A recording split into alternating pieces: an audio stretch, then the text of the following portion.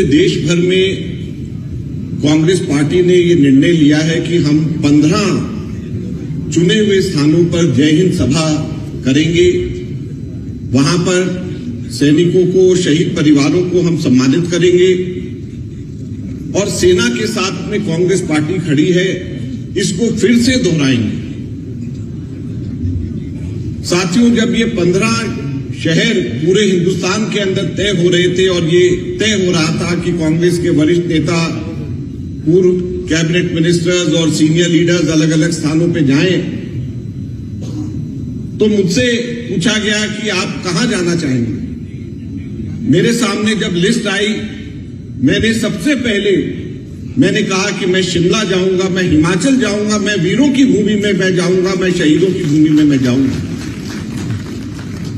और शिमला इसलिए भी जाऊंगा क्योंकि शिमला के अंदर इंदिरा जी की, जिनकी फोटो यहां पे लगी हुई है, इंदिरा जी के शिमला समझौते को पूरी दुनिया जानती है। पूरी दुनिया के अंदर 2 जुलाई को जब शिमला समझौता यहां पर हुआ तो पूरी दुनिया ने भारत का लोहा माना, इंदिरा गांधी का लोहा माना। शिमला समझौता यहां पे हुआ, वीरों की भूमि, शहादतों की भूमि, शहीदों की भूमि में वहां जाकर के अपनी बात को रखूंगा। साथियों, हमारे देश के अंदर सेना की एक बहुत बड़ी भूमिका, सेना की बहादुरी की एक बहुत बड़ी भूमिका रही और उस बहादुरी के इतिहास में 1200 से ज्यादा वीरता के पुरस्कार लिए हुए हिमाचल का की एक बहुत बड़ी कहानी, बहुत बड़ी दास्तान इसके अंदर लिखी जाती रही है, जिसको हम सब लोग गर्व के साथ पूरे देशवासी कहते हैं। साथियों, ये सर्जिकल स्ट्राइक कोई अभी की नहीं, ये हमारे सेना के लोगों की कुर्बानी, सैनिकों की कुर्बानी कोई अभी की नहीं है। जब से भारत आजाद हुआ है, हमारे देश ने पाकिस्तान को लोहे के चने चबवाए हैं और पाकिस्तान को जाकर के उसकी धरती के ऊपर नेस्तान ने बुल्द किया है और ये हमारे सैनिकों ने किया है।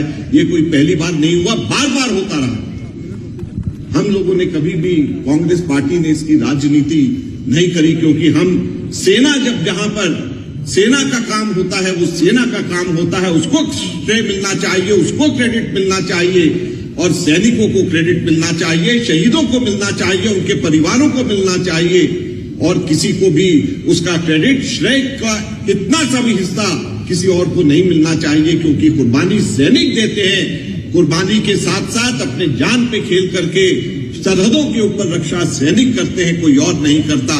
इसलिए कांग्रेस पार्टी कभी भी हम लोग उसको श्रेय लेने की होड़ में हम लोग नहीं रहते। मैं आपको आज बताना चाहूंगा, सर्जिकल स्ट्राइक की अगर हम इससे पहले की कहानी में जाएं, दास्तान में जाएं, जबकि लोहे के चने हम लोगों ने पाकिस्तान को चबवाए। जून 2008 में पुंछ में भट्टल सेक्टर के अंदर सर्जिकल स्ट्राइक करी। अगस्त सितंबर 2011 के अंदर शारदा सेक्टर, नीलम नदी घाटी के पार केल के अंदर हमारी सेना ने सर्जिकल स्ट्राइक करी। जनवरी 2013 के अंदर सावन पात्रा चेक पोस्ट के ऊपर हमारी सेना ने सर्जिकल स्ट्राइक करी। जुलाई 2013 में नाजापीर सेक्टर के अंदर हमारी सेना ने सर्जिकल स्ट्राइक करी। अगस्त 2013 में नीलम घाटी के अंदर जाकर के हमारी सेना ने सर्जिकल स्ट्राइक करी और जनवरी 2014 में फिर नीलम घाटी में जाकर के हमारी सेना ने सर्जिकल स्ट्राइक करी। और हमारी सेना ने जब जब सर्जिकल स्ट्राइक करी, पाकिस्तान के हमारे अपने दुश्मनों को हम नस्ताबूद करके हम वापस लौटे। ये हम लोगों की सेना की दास्तान है, जिसको हम लोगों के ऊपर गर्व है। हम लोग कभी उसका श्रेय लेने की कोशिश नहीं करी, कभी राजनीति नहीं करी।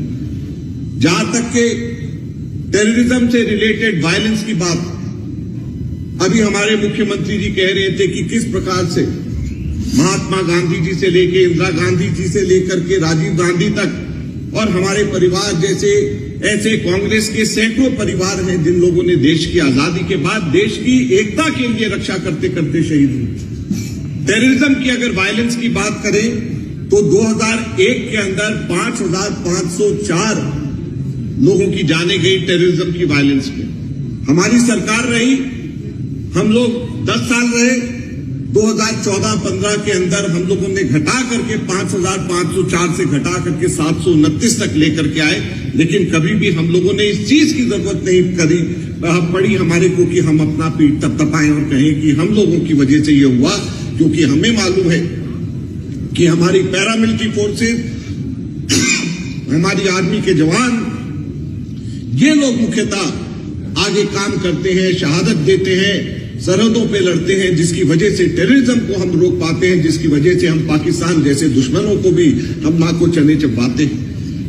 हमारी कांग्रेस की CWC की मीटिंग तीन बार 22 अप्रैल के बाद में हुआ, एक नहीं तीन बार, और हर CWC मीटिंग के अंदर यह तय हुआ कि हम सेना के साथ में खड़े हैं। हम लोगों ने, हमारे नेताओं ने ऑल पार्टी मीटिंग की डिमांड करी, ऑल पार्टी मीटिंग करी, और वहां पर जाकर के हमने कहा हम भारत सरकार के साथ खड़े, हम सेना के साथ खड़े हैं, और जो भी भारत सरकार कार्रवाई करेगी हम उसके साथ हैं, लेकिन पाकिस्तान को छोड़ना नहीं है, उन ताकतों को छोड़ना नहीं है जो ताकतें हमारे देश के अंदर घुस करके पीठ पीछे हमारे सिविलियंस की हत्या करती हैं, उनको शहादत करती हैं, हमको उनको छोड़ना नहीं है। कांग्रेस पार्टी ने तीन रेजोल्यूशन पास करके किया। ऑल पार्टी मीटिंग हुई, हमारे नेता राहुल गांधी जी वहां पर गए, खड़गे जी वहां पर गए, बावजूद इसके कि प्रधानमंत्री उस दिन बिहार जाकर के पॉलिटिकल मीटिंग अपने कर रहे थे, लेकिन हमारे नेताओं ने कहा नहीं, आज देश को जरूरत है, एकता की जरूरत है। हमारे नेता राहुल गांधी और मल्लिकार्जुन खड़गे जी दोनों ऑल पार्टी मीटिंग में एक बार नहीं दो बार गए और जाकर के कहा कि हम लोग कांग्रेस पार्टी, देश की प्रमुख विपक्षी पार्टी, साथ में खड़ी है। आप पाकिस्तान के खिलाफ जिस हद तक के जा सकते हो आप जाओ, लेकिन उसको छोड़ना नहीं है, आतंकवादियों को छोड़ना नहीं है। हम लोगों ने इस बात को कहा और पूरी ताकत के साथ में सरकार के साथ में खड़े रहे। राहुल गांधी जी उसके बाद पहलगाम से लेकर के पुंछ तक दो बार कश्मीर गए। लखनऊ से करनाल, जो पीड़ित परिवार हैं, शहीद परिवार हैं पहलगाम के, उनके घर जाकर के राहुल गांधी जी ने कोशिश करी कि उनके आंसू पहुंचे जाए। लेकिन हम राजनीति की बात नहीं करना चाहते, लेकिन बेहतर होता कि हमारे प्रधानमंत्री जी भी समय निकाल करके पुंछ चले जाते।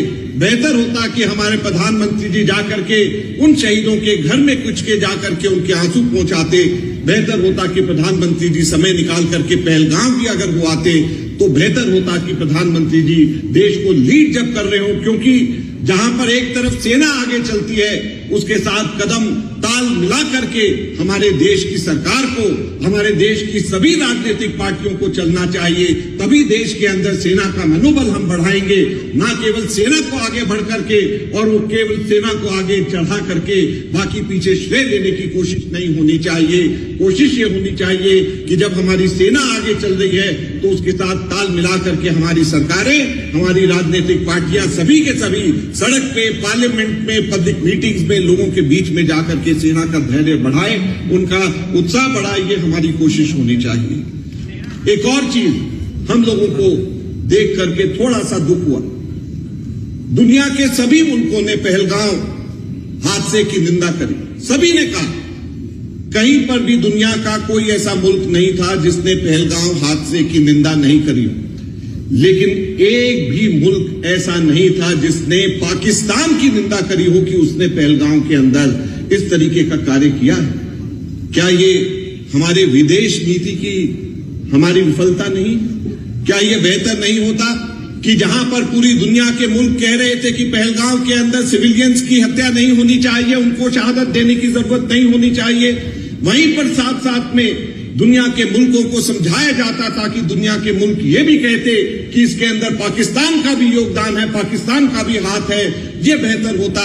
दुख की बात यह है कि 1971 में जब पूरी दुनिया भारत के साथ में खड़ी हुई थी, सिवाय अमेरिका के, आज भारत के साथ कोई खड़ा हुआ दिख नहीं रहा था।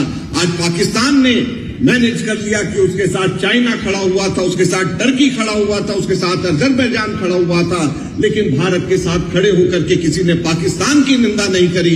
इन सब चीजों को देख करके दुख होता है और प्रमुख विपक्षी पार्टी होने के नाते हम लोगों का ये फर्ज बन जाता है कि ये हम बातें अपनी सरकार को बताएं या बातें जनता के माध्यम से सरकार को बताएं, ताकि सरकार इस बात को चेते, ताकि आगे से ये सब चीजों गलती ना हो, ताकि आगे से सरकार मजबूती के साथ खड़ी रहे, समझा पाए दुनिया के और मुल्कों को कि किस प्रकार से पाकिस्तान भारत को नुकसान पहुंचा रहा है। पाकिस्तान को $2.3 बिलियन यानी लगभग 20,000 करोड़ का लोन IMF से मिल गया। 25 देश IMF के लोन को तय करते हैं।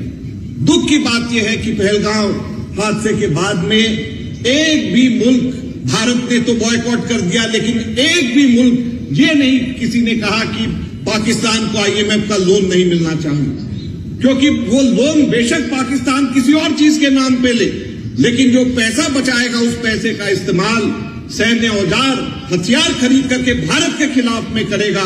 और बेहतर होता कि ये $2.3 बिलियन 20,000 करोड़ रुपए की राशि कोई कम नहीं होती, वो राशि भारत को पूरी ताकत के साथ लगा करके पाकिस्तान को न मिल जाए, क्योंकि वो पैसा अंततः भारत के खिलाफ इस्तेमाल होने वाला पैसा है। उस चीज को हम लोगों को रोकना चाहिए। ये एक दुख की बात है। द रेजिस्टेंस फ्रंट TRF जिसको कहते हैं, ये लश्कर ए तोयबा का एक ऑफशूट है। TRF ने पहलगांव हमले की जिम्मेवारी ली, और ये TRF वही है जिसने 9 जून 2024 को रियासी के अंदर वहां पे पिलग्रिम जो कि जा रहे थे, हिंदू पिलग्रिम्स, उनकी हत्या करी और उसकी जिम्मेवारी ली। दुख की बात यह है कि TRF को अभी तक हम लोग यूनाइटेड नेशन छोड़िए, यूनाइटेड स्टेट से भी हम लोग उसको बैन नहीं करवा पाए हैं, उसको टेररिस्ट ऑर्गेनाइजेशन हम अभी तक के उसको डिक्लेयर नहीं करवा पाए। 14 मई को यूनाइटेड नेशंस में हम लोगों ने कोशिश करी कि TRF को बैन कर दिया जाए, यूनाइटेड नेशंस उसको बैन कर दिया जाए, लेकिन भारत की कहना किसी ने नहीं माना। ये सब चीजें देख करके दुख होता है। एक भी व्यक्ति जिसने 26 हमारे लोगों को शहीद करे, सिविलियंस को शहीद करे, अभी तक के एक भी आतंकवादी पकड़ा नहीं गया। एक भी आतंकवादी अभी तक के उसको पकड़ करके उसको हम लोग सजा नहीं दे पाए। TRF जो कि ऑर्गेनाइजेशन बैन होनी चाहिए, जिसने जिम्मेवारी ली कि उन्होंने ये किया, उसको हम अभी तक के बैन नहीं करवा पाए। ये देख करके दुख होता है। और इवन यूनाइटेड स्टेट्स अमेरिका भी उसको नहीं कर पाया। अब हम बात करते हैं शिमला समझौते की। शिमला समझौते के अंदर 3 मुख्य चीजें हुई थी। सबसे पहले तो भारत पाकिस्तान हमेशा द्विपक्षीय बातचीत करेगा, कश्मीर का मसला द्विपक्षीय रहेगा। तीसरा पक्ष मध्यस्थता बाहर की बिल्कुल नहीं होगी। ये भारत की एक बहुत बड़ी जीत, उस वक्त 1971 के युद्ध में जो लोग शहीद हुए, जो हमारे सैनिक शहीद हुए, उन लोगों की शहादत का ये नतीजा था कि भारत और पाकिस्तान ने ये लिख करके यहां पे शिमला में कहा कि ये द्विपक्षीय रहेगी, तीसरा कोई पक्ष इसमें नहीं आएगा। दूसरा, लाइन ऑफ सीज फायर को लाइन ऑफ कंट्रोल में कन्वर्ट कर दिया गया। ये सिर्फ नाम का फर्क नहीं है। इसका सबसे बड़ा फायदा भारत को यह हुआ कि जो UNOMIP नाम की संस्था को जो मैंडेट UNOMIP है, United nation observers of military for India and Pakistan, ये 1947 में बना था। और ये ऑब्जर्वर्स, मिलिट्री ऑब्जर्वर्स दुनिया भर के, इनको यूनाइटेड नेशंस का मैंडेट मिला था कि लाइन ऑफ सीज फायर के ऊपर जाकर के निगरानी करे कि ये सीज फायर वायलेशन तो नहीं हो रही। 2 जुलाई को इंदिरा जी ने एक झटके के साथ इस UNOMIP को खत्म कर दिया, इसके मैंडेट को खत्म कर दिया। यूनाइटेड नेशंस की मिलिट्री को भारत के, पाकिस्तान के लाइन ऑफ सीज फायर पहले जो कहा जाता था उसमें आने की कोई जरूरत नहीं थी। एक झटके के साथ में इंदिरा जी ने और भारत सरकार ने, हमारी सेना ने ये कर दी। तीसरी सबसे बड़ी अचीवमेंट, 90,000 सैनिकों को बंदी बनाया गया था, उसको छोड़ दिया। भारत ने अपनी मानवता का और अपनी ताकत का सबूत पूरी दुनिया को दिया। ये इसी शिमला के अंदर हुआ 2 जुलाई 1972 को। यह भारत ने सबसे बड़ा अचीव किया। लेकिन आज जैसे रजनी पाटिल जी कह रही थी, पाकिस्तान कह रहा है कि हम शिमला समझौते को नहीं मानते। चलो, पाकिस्तान कह रहा है, हम लोगों ने पानी उनका बंद किया, वो कह रहा है। लेकिन भारत ने क्यों मान लिया? भारत ने क्यों मान लिया कि ट्रंप मध्यस्थता करेगा? भारत ने क्यों यह मान लिया कि अमेरिका मध्यस्थता करेगा?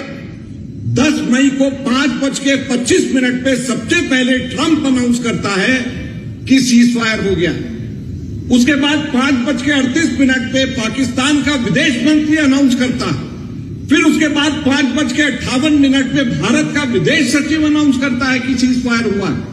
पहली बार 75 साल के इतिहास में यह हुआ है कि हमारे सैनिकों की कुर्बानी को एक तरीके से खत्म कर दिया गया और हमारी सीज फायर की अनाउंसमेंट, भारत के ऊपर सीज फायर थोपने की अनाउंसमेंट अमेरिका कर रहा है, भारत के ऊपर सीज फायर थोपने की अनाउंसमेंट पाकिस्तान कर रहा है, तो हम लोगों ने खुद एक तरीके से अपने आप शिमला समझौते को रद्द कर दिया। इससे ज्यादा बड़ी दुख की बात आज नहीं हो सकती है, ये हम लोग कहना चाहते हैं। आज अगर भारत के और पाकिस्तान के बीच में अमेरिका को हम मध्यस्थता करने के लिए दे, तो क्या श्रीमती इंदिरा गांधी जी ने उस वक्त जो 7वां बेड़ा अमेरिका का आ रहा था उसको आंखें दिखा करके कह दिया कि आपको यहां पे आने की कोई जरूरत नहीं, अमेरिका को डरा दिया, किसी की भी मध्यस्थता को स्वीकार नहीं किया, यहां पर बैठ करके 90,000 सैनिकों को यहां पर बैठ करके बंधक बना करके कहा कि हम इसको छोड़ेंगे और पूरी दुनिया के अंदर एक मिसाल दी। क्या आज उन सैनिकों की शहादत आज व्यर्थ नहीं गई जब अमेरिका बैठ करके ये कहता है कि हमने ट्रेड व्यापार की जब धमकी दी तो हम इंडिया और पाकिस्तान को हम इकट्ठा कर पाए। और ये ट्रंप ने एक बार नहीं, 2 बार नहीं, 8 बार बार कहा कि मैंने जब धमकी दी कि ट्रेड व्यापार मैं बंद कर दूंगा तो इंडिया और पाकिस्तान ने आपस में सीज फायर कर लिया। यही नहीं, ट्रंप ने, उसकी एडमिनिस्ट्रेशन ने 24 मई को न्यूयॉर्क के कोर्ट में लिखित हलफनामा दिया है कि ट्रंप ने धमकी जब दी भारत को और पाकिस्तान को कि मैं ट्रेड बंद कर दूंगा, तब जाकर के सीज फायर हुआ। लिखित हलफनामा न्यूयॉर्क में 24 मई को डोनाल्ड ट्रंप की एडमिनिस्ट्रेशन ने वहां पर दिया। तो क्या आज भारत की अस्मिता व्यापार से हल्की हो गई? क्या आज भारत की सार्वभौमिकता भारत के ट्रेड से कम वहां की जा रही है? क्या भारत की अस्मिता, भारत की सार्वभौमिकता, भारत की सोवरेनिटी को खत्म कर दिया गया है कि ट्रेड से? और ट्रेड में किसको फायदा होगा, किन लोगों को फायदा पहुंचाने की ये कोशिश करी जा रही है?